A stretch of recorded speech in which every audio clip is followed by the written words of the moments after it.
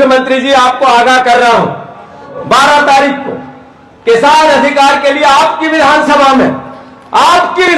में मुख्यमंत्री जी उज्जैन में, जहां से आप विधायक हो, हम 25,000 किसानों के साथ हमला बोलेंगे। जाओ, चुनौती है मेरी।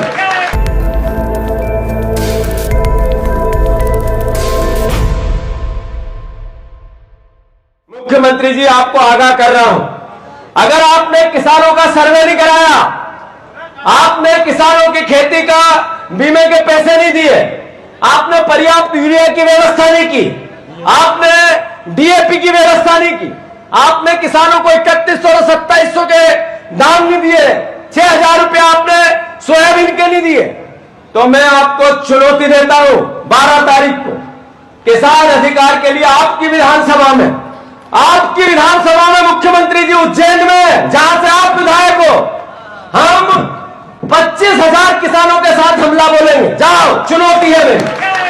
किसान अधिकार के लिए उज्जैन में 12 तारीख को आप व्यवस्था नहीं कर सको तो कुर्सी छोड़ो।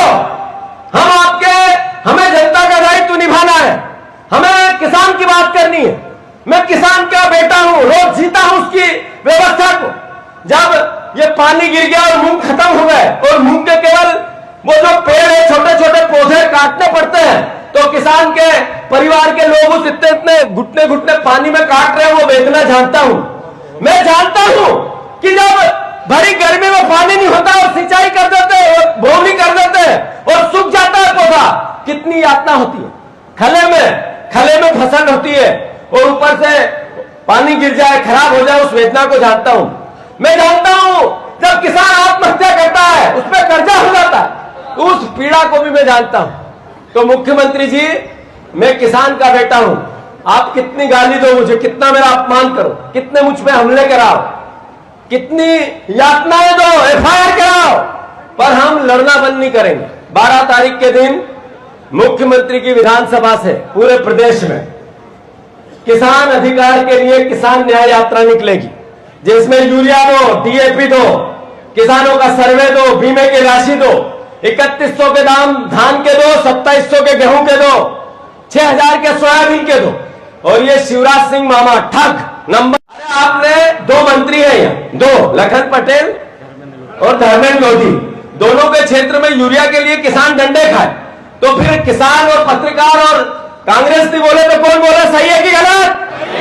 ये यूरिया की बोरी कांग्रेस का शासन था तो क्या भाव थी? और 50 किलो की थी, अभी ये 45 किलो की है, और क्या भाव है? और फिर भी नहीं मिल रही। सही है कि गलत?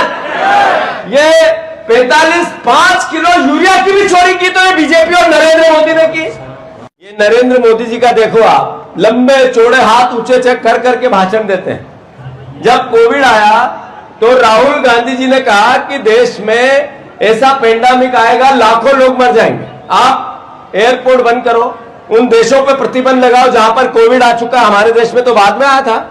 नरेंद्र मोदी उनकी हंसी उड़ाते रहे, बीजेपी उनकी हंसी उड़ाती रही। वो यहाँ कांग्रेस की मध्य प्रदेश की सरकार बदल दे है और अंतोगत्वा कोविड आया, इनने तालियां बजवाई, पर अंतोगत्वा न ऑक्सीजन मिला, न रेमडेसिविर मिला, न बेड मिले, न डॉक्टर मिला, और 1 करोड़ से ज्यादा लोगों की मौत हो गई। इन मौतों का दोषी कौन है? इसकी सजा किसको मिलनी चाहिए? अरे आपके भाई बहन, परिवार, रिश्तेदार, पड़ोसी, आपके दूर का कोई दोस्त, पहचान वाला अगर मरा तो उसका दोषी भारतीय जनता पार्टी और नरेंद्र मोदी की सरकार है। याद रखना ये बात।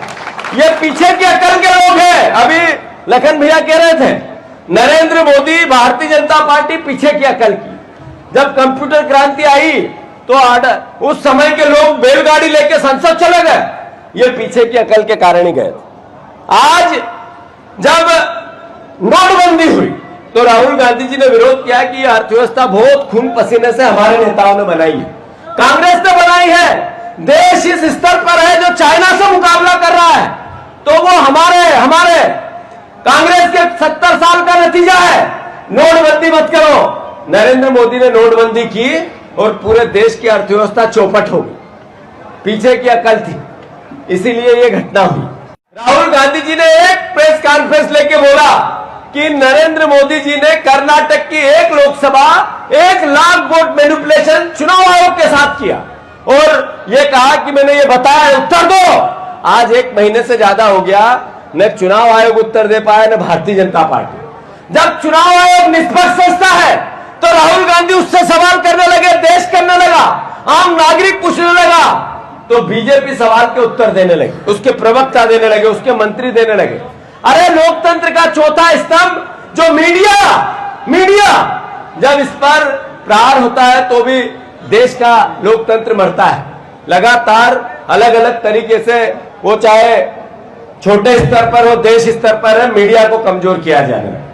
लास्ट में अभी एक और हथियार आ रहा है, याद रखना ये बात नहीं। नरेंद्र मोदी जी जब अब की बार 400 पार इसलिए कि देश का संविधान बदलना है, इसलिए लगे थे, पूरी मशीनरी को लेके, पूरे चुनाव आयोग को लेके, तो राहुल गांधी जी ने एक लाल किताब ली देश के संविधान की और देश के सामने पूरे देश में घूम गए चुनाव में। बैसाखी पे नरेंद्र मोदी आ गए।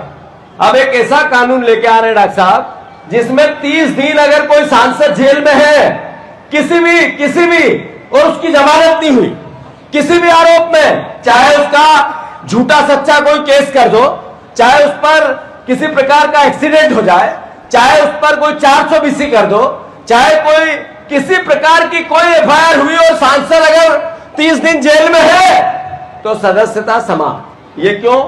इसलिए कि बैसाखी की सरकार 5 साल चले, इसलिए कि मुख्यमंत्री हमारे नीतीश कुमार उनके कंट्रोल में रहे, इसलिए कि जो चंद्रबाबू नायडू आंध्रा के हैं वो कंट्रोल में रहे।